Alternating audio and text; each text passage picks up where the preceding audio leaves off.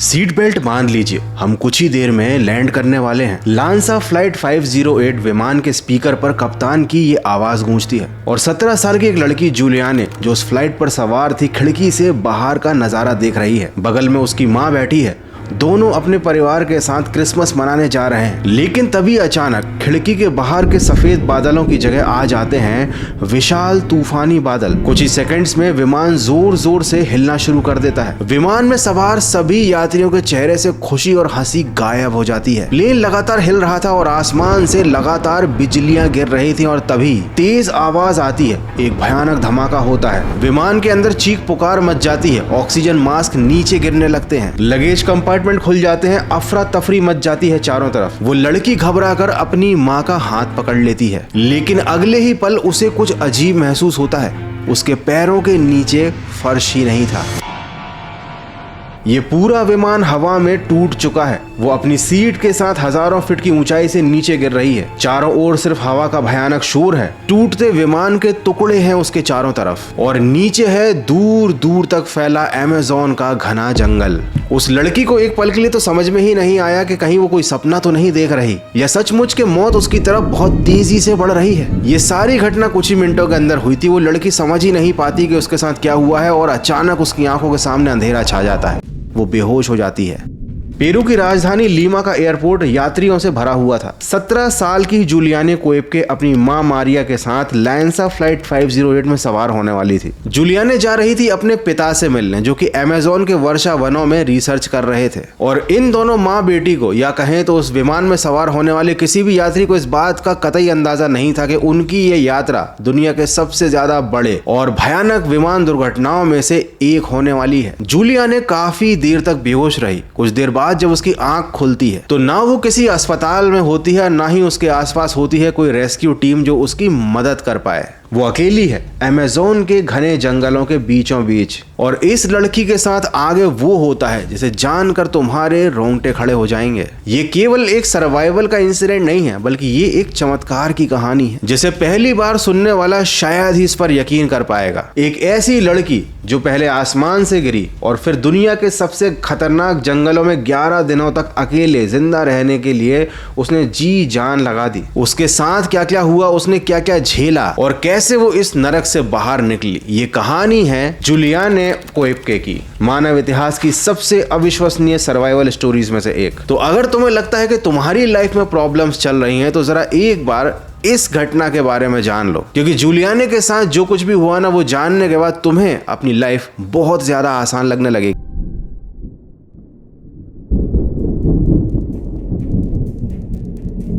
ये जो प्लेन वाली घटना हुई थी ना, जिसमें जूलियाने प्लेन से सीधे नीचे गिर रही थी, इस घटना के करीब 19 घंटे बाद उसको होश आता है। जब उसकी आंख खुली ना, तो उसको समझ ही नहीं आ रहा था कि वो जिंदा है या फिर वो मर चुकी है। अभी भी वो अपनी सीट से बंधी हुई थी। चारों ओर थी कीचड़, टूटे हुए पेड़ और घना जंगल। रात भर इस जगह पर बारिश हुई थी और इस तेज बारिश ने इस पूरी जगह को कीचड़ और दलदल में तब्दील कर दिया था। थोड़ी देर बाद उसको इस बात का एहसास होता है कि सच में प्लेन से डायरेक्ट जमीन पर गिरने के बावजूद भी वो जिंदा बच गई है। हालांकि उसकी हालत बहुत ज्यादा खराब थी। उसके सिर में एक बहुत ही गंभीर चोट लगी हुई थी। उसके हाथ पैर में गहरे घाव थे, लेकिन उसको अभी इन सारे घावों का दर्द काफी कम महसूस हो रहा था। शायद इसलिए क्योंकि उसका दिमाग अभी भी सदमे की स्थिति में था। उसने सबसे पहले अपनी माँ को ढूंढना शुरू किया। उनकी सीट तो आसपास कहीं दिखाई नहीं दे रही थी और ना ही उसकी माँ। चारों तरफ सिर्फ सन्नाटा था और घने जंगल में वो पूरी तरह अकेली रह गई थी। लेकिन शायद किस्मत जूलियाने को बचाना चाहती थी। ये जो जूलियाने थी ना, ये साधारण परिवार में पैदा नहीं हुई थी। उसके माता पिता प्रसिद्ध जीव विज्ञानी थे, जिन्होंने अपना जीवन अमेज़न के जंगलों के अध्ययन में बताया था। बचपन से ही जूलियाने ने जंगलों में रहकर प्रकृति को समझना सीखा था। उसे पेड़ों की पहचान करना आता था, जानवरों का व्यवहार समझना आता था, जंगल में रास्ते ढूंढना उसे आता था और उसने बहुत कठिन परिस्थितियों में भी सर्वाइव करने के बहुत सारे तरीके सीख रखे थे। और ये सब करते समय उसने कभी जिंदगी में नहीं सोचा था कि इन सारी चीजों की उसको इतनी ज्यादा जरूरत पड़ने वाली है। बचपन में सीखे गए ये छोटे छोटे सबक एक समय पर उसकी जिंदगी और मौत के बीच सबसे बड़ी दीवार बनने वाले थे। लेकिन प्लेन से गिरना तो मात्र इस घटना की एक शुरुआत थी। असली परीक्षा तो शुरू होने वाली थी इस जंगल में, क्योंकि ये था अमेज़न जंगल और अब शुरू होने वाला था जूलियाने का सबसे ज्यादा डेडलीएस्ट टेस्ट।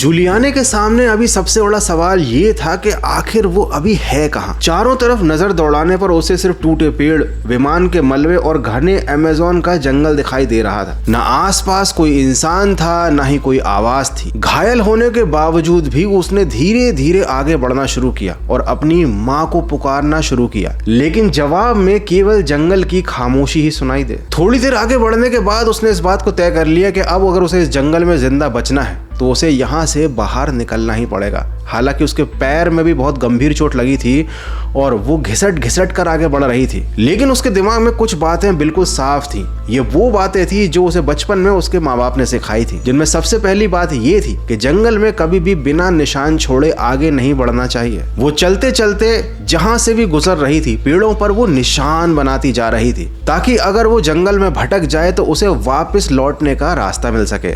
बिना खाने बिना पानी के घायल हालत में वो लगातार 4 दिन तक एक ही दिशा में आगे बढ़ती रही। उसे इस बात की उम्मीद थी कि शायद प्लेन से गिरा हुआ कोई और यात्री भी जिंदा बचा होगा जो उसे इस जंगल में मिल जाएगा, लेकिन ये जंगल उसे हर कदम पर केवल और केवल मौत की याद दिला रहा था। उसके सर के ऊपर मंडरा रहे थे किंग वल्चर्स, यानी गिद्ध। सामान्य इंसानों के लिए तो ये केवल एक पक्षी मात्र है, लेकिन जूलियाने इस बात को बहुत अच्छे से जानती थी कि अगर जंगल में वल्चर तुम्हारे सिर के ऊपर मंडरा रहा है तो इसका मतलब ये है कि वो तुम्हारी मौत का इंतजार कर रहा है। लेकिन साथ ही जूलियाने ने इस बात को भी ऑब्जर्व किया कि दूर एक जगह पर गिद्धों का एक झुंड बहुत तेजी से जंगल के ऊपर मंडरा रहा है, और इसका मतलब ये है कि उस जगह के ठीक नीचे जमीन पर या तो बहुत सारी डेड बॉडीज ऑलरेडी पड़ी हुई हैं, या फिर कुछ लोग वहां पर हैं जो शायद मरने वाले हैं, और ये वो लोग हो सकते हैं जो उस प्लेन क्रैश में सरवाइव कर गए हों। जूलियाने ने उस तरफ बढ़ना शुरू किया। थोड़ी आगे जाते ही उसे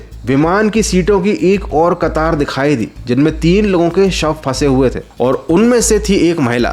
जूलियाने का दिल बहुत तेजी से धड़कने लगा। उसे लगा कहीं ये मेरी माँ तो नहीं है। उसने घबराते हुए एक लकड़ी से उस शव को पलटने की कोशिश की तो उस शव का, उस महिला का पैर पलटा गया, जिसने अपने पैरों पर नेल पॉलिश लगा रखा था। और जूलियाने इस बात को अच्छे से जानती थी कि उसकी माँ कभी भी नेल पॉलिश नहीं लगाती थी। ये देखकर जूलियाने को बहुत राहत मिली कि ये शव मेरी माँ का नहीं है। उसे अभी भी एक उम्मीद थी कि शायद मेरी माँ इस जंगल में कहीं जिंदा होंगी। ये वो समय था जब जूलियाने के हाथ में बंधी हुई घड़ी भी अचानक बंद पड़ गई।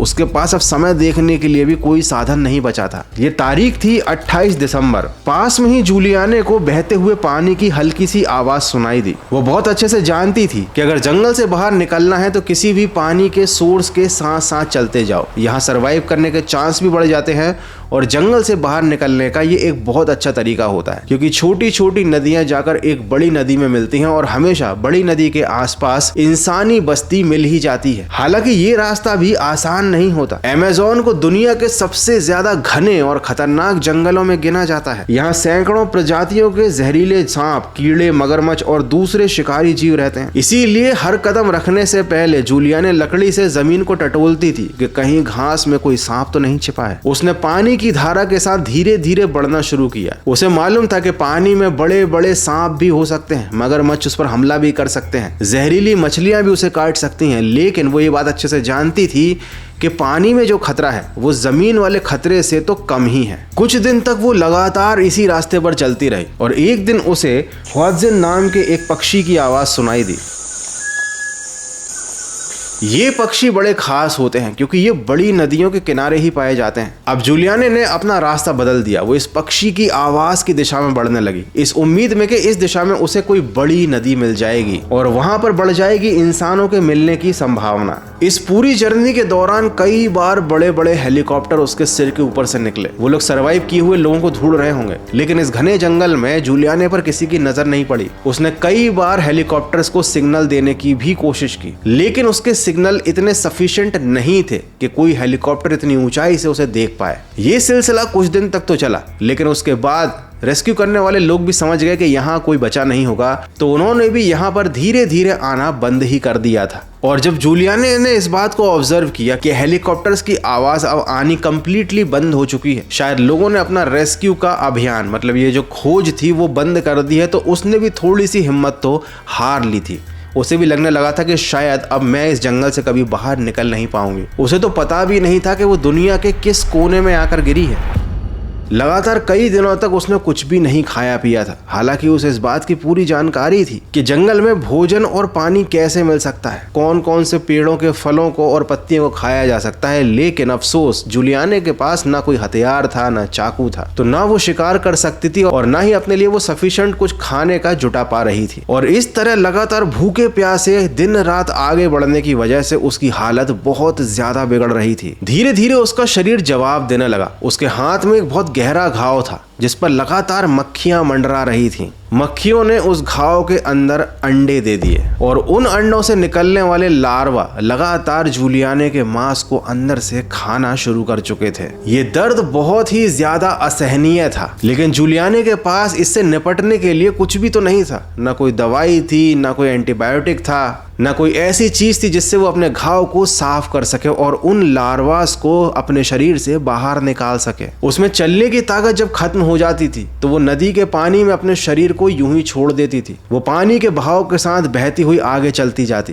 रास्ते में आने वाले पत्थरों से खुद को बचाती। बीच बीच में उसको मगरमच्छ भी दिखते, लेकिन उसे मालूम था कि शांत रहकर वहां से कैसे सुरक्षित निकला जा सकता है। मगरमच्छों से ज्यादा डर था उसे नदी में छिपी हुई स्ट्रिंग रेस का, जिनका डंक सांप से भी ज्यादा जहरीला होता है। यहाँ पर रातें सबसे ज्यादा कठिन होती थीं और लगातार होती बारिश, हजारों मच्छरों के झुंड और ठंड से बचने के लिए वो खुद को सूखे पत्तों के नीचे ढक तो लेती थी, लेकिन ना उसे कभी नींद आती थी और ना ही उसका मन उसे हार मानने देता था। धूप में लगातार घंटों तक चलने की वजह से उसकी पीठ पूरी तरह से झुलस चुकी थी। उसके कपड़े फटे हुए थे। उसे लगातार हेलुसिनेशन और भ्रम होते थे कि कोई उसका नाम पुकार रहा है। उसे समझ नहीं आता था कि ये सच में हो रहा है या फिर ये केवल एक भ्रम मात्र है। उसके शरीर में लगातार मक्खियों के लार्वा उसके मांस को खा रहे थे।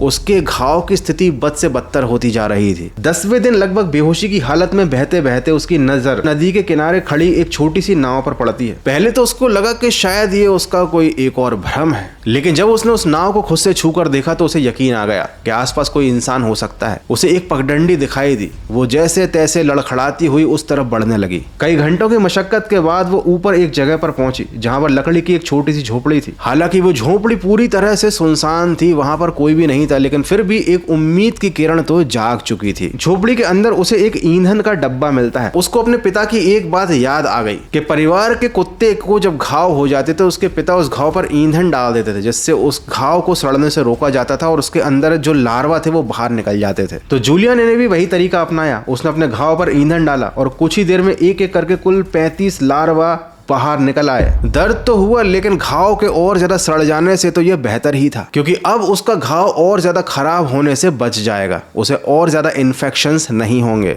उसने रात उस झोपड़ी में बिताई। अगली सुबह वहां कोई नहीं आया। पूरी रात बिताने के बाद भी जब कोई नहीं आता है तो थोड़ी सी हिम्मत तो जूलियाने ने भी हारना शुरू कर दी थी, लेकिन फिर भी वो एक ज्यादा बेहतर जगह पर थी। एटलीस्ट उसके पास सिर के ऊपर एक छत तो थी और उसका घाव भी धीरे धीरे ठीक ही होने वाला था। उसके पास अब यहाँ बैठकर इंतजार करने के अलावा ज्यादा कोई ऑप्शन थे नहीं, क्योंकि और वो ज्यादा जंगल में अगर निकलती तो उसकी हालत और ज्यादा बिगड़ जाती। शाम को जंगल की खामोशी के बीच उसे इंसानी आवाजें सुनाई दी। कुछ ही पलों बाद 3 स्थानीय लकड़हारे उस झोपड़ी तक पहुंचे। उनके सामने थी एक दुबली पतली घायल लड़की, जिसे देखकर वो खुद हैरान रह गए। उन्होंने जूलियाने के घाव पर मरहम पट्टी की। उसे नाव में बिठाल कर वो लोग 7 घंटे दूर एक लकड़ी के स्टेशन तक ले गए। वहां एक छोटे से विमान की मदद से उसे अस्पताल पहुंचाया गया और 11 दिन तक मौत से लड़ने के बाद आखिरकार जूलियाने पूरी तरह से सुरक्षित हो गई थी। जूलियाने के बचने के बाद खोज दल को जंगल में भेजा गया, जहां पर काफी खोजबीन के बाद जूलियाने की मां का शव भी बरामद किया गया। बाद में यह भी पता लगा कि वो भी काफी ज्यादा टाइम तक जंगल में जिंदा थी। उन्होंने भी सरवाइव करने की कोशिश की थी, लेकिन विमान दुर्घटना में लगी चोटों की वजह से और काफी ज्यादा उम्र होने की वजह से वो सरवाइव नहीं कर पाई। 92 यात्रियों से भरे इस विमान में जूलियाने ही एकमात्र ऐसी लेडी थी जो हजारों फीट की ऊंचाई से गिरने के बाद अमेज़न जंगल में बिना किसी फैसिलिटी, एक चाकू तक नहीं था उसके पास, उसके बाद भी वो सरवाइव कर गई। ये किसी चमत्कार से कम नहीं था। बाद में जूलियाने ने अपने माता पिता की तरह अपने जीवन को जीव विज्ञान को ही समर्पित कर दिया। अमेज़न के जंगलों में उसने वर्षों तक रिसर्च किया। उसके साथ हुई यह घटना हमें एक चीज तो जरूर सिखाती है कि जिंदगी में जब कठिन परिस्थितियां आती है ना, तो केवल किस्मत के भरोसे नहीं बैठा जा सकता। किस्मत के साथ साथ इंसान का ज्ञान, धैर्य और हार न मानने वाला उसका जज्बा उस इंसान की सबसे बड़ी ताकत बन जाता है। आज जूलियाने का नाम इतिहास की सबसे इनबिलीवेबल सर्वाइवल स्टोरीज में गिना जाता है। एक ऐसी लड़की जो आसमान से तो गिरी लेकिन उसकी हिम्मत नहीं टूटी। So that's it for today. ये थी जूलियाने की सर्वाइवल स्टोरी। अगर तुम्हें ये स्टोरी अच्छी लगी है तो वीडियो को लाइक जरूर करना, और ऐसी ही इनक्रेडिबल सर्वाइवल स्टोरीज और इंस्पिरेशनल स्टोरीज को अगर तुम सुनना चाहते हो तो चैनल को सब्सक्राइब कर लेना। मिलते हैं बहुत ही जल्द अगले एक और इंस्पिरेशनल वीडियो में।